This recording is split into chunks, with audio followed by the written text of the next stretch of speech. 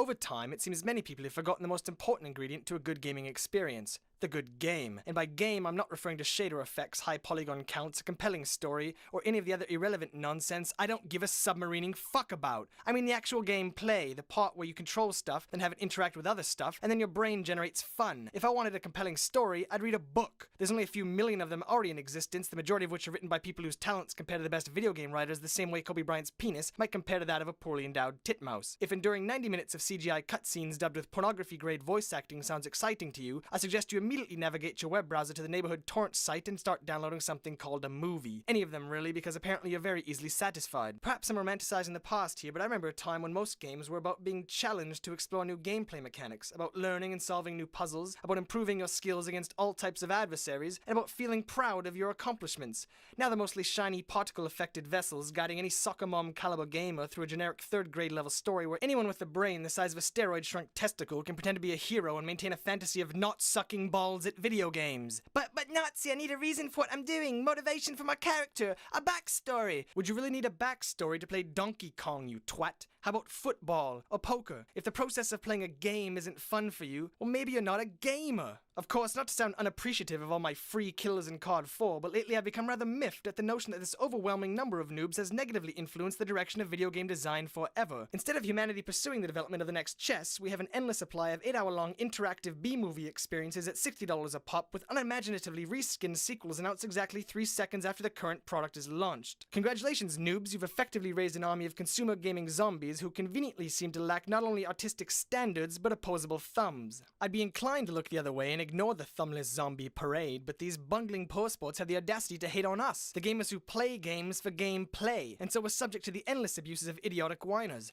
Russia fag, hacker, no-life loser, imbalance! But the truth is, the only imbalance here is coming from your underdeveloped inner ear, you uncoordinated ball of gay. I'm truly sorry you had your clumsy ass kicked around in gym class like a hacky sack in the 1980s, but that's no reason to be a sandy crotch vagina while I'm kicking your virtual ass in Super Smash Bros. Brawl. Even more infuriating than the consumer zombie noobs are the noobs whose jobs involve playing video games then critiquing them for mass public consumption. These champions of mob mentality shouldn't bother me since I've grown rather accustomed to unqualified nitwits performing undeserved jobs, except that within gaming media circles being a noob seems to have become some kind of fucking prerequisite. I know going through life with the lack of a pinch grip can be frustrating, but calling a 3-hour single-player experience the height of game design and comparing the dialogue in GTA 4 to that of The Godfather is nothing less than absolutely retarded. Here's the unpleasant truth. Your teachers lied to you when they said that anyone, even you, could become an astronaut. Some people are just naturally better at certain things than others. There's something called talent. No matter how hard I try, I'll never paint a Mona Lisa or invent the quantum computer. No matter how hard you try, you'll never finish Contra without cheating. Many people have a genuine desire to challenge themselves to be better. This does not make them alien or cruel, and certainly not Russia fags. It just makes them uber gamers. It's no reason to resent them, at least no more than you resent John Holmes for his enormous cock. So the next time you think, I could beat all the pro gamers if I just played as much as them, think again. That belief is as pathetic as the accent I'm talking in right now. All the basketball training in the world won't help your pudgy 5'4" dimpled bottom make the NBA, just like all the StarCraft training in the world couldn't prevent Park Sung-joon from sticking his golden mouse up your ass.